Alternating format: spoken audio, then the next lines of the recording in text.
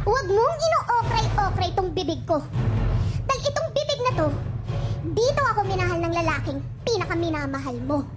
Ang lalaking kahit kailan, hindi magiging sayo. Hindi ka niya magugustuhan. Dahil nga, ang tsaka mo!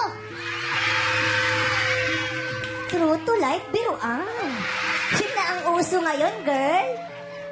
Oo! Dahil sa bunganga mo, minahal ka ng mahal ko. Dahil sa bunganga mo, napilitan siyang mahalin ka dahil pinagbantaan mo siya na kakainin mo yung pamilya niya.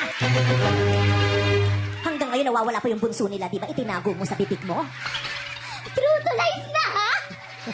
Tama na! Tama na! Alam mo, bakit mo ito ginagawa? Bata pa lang tayo, fetus ka pa lang, ginagawa mo na to sa akin. Ang sakit-sakit na, ha? Hoy, hindi ko kasalanan kung pinanganak kang hindi maganda. Hindi ko din kasalanan kung ako, nagmana ako kay mama, ikaw, nagmana ka kay yaya. Hindi ko kasalanan yun. Kaya huwag mong isisi sa akin kung tsaka ka, wala akong atraso sa'yo. Marami! Wala! Marami kang atraso sa akin, marami! Bukod sa nilait-lait mo yung mukha mo, marami kang atraso sa akin. Ano? Nang dahil sa bibig mo, nagdusa ang kabataan ko. Natatandaan mo pa ng mga bata tayo? Ano yun? Napahamak ko nang dahil sa bibig mo. Natatandaan mo nung kinder tayo, di ba? Galing sa school, hindi ako nakauwi dahil sa'yo. Bakit? Kasalanan mo.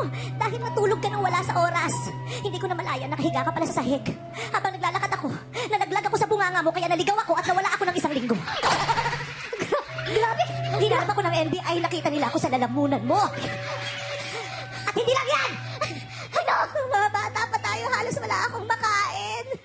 Dahil sa'yo. Dahil tuwing kumakain tayo, ang gamit ko kutsara, ang gamit mo pala. Kaya sa akin, walang natitira. At tuwing umiinom tayo ng soft drinks, ano? Puro hangin ang naiinom ko dahil ang gamit ng bibig ko is straw, ang gamit ng bibig mo tubo. Hindi ko makakalimutan niya, kaya ako nagkaganito. Natatandaan mo ba? Ano? Nung dinala tayo ng mga magulang natin sa dentista. Ano na naman yan? Pagpasok natin sa clinic, sabi mauuna ka na. Kaya nagparaya ako. Kaya nauna ka na. At pagkatapos mo, hindi na ako kayang gawin ng dentista dahil sa laki ng bibig mo, pagod na siya. At sana wag mo makalimutan na sinasakripisyo ko ang buhay ko ng dahil sa'yo! Paano? Tandaan mo dati. Ano? Nung nag-swimming tayo, nalunod ka. Ang sakit na, te! Ang sakit na nagsimula to. Nagsimula to sa panutya nung walang yung isa. Natatandaan mo, nag-swimming tayo, nalunod ka. Sinagip kita. Tapos nung minout to mouth kita, munti ka kong mamatay dahil sa laki ng bibig mo, nakuha mo lahat ng oxygen ko.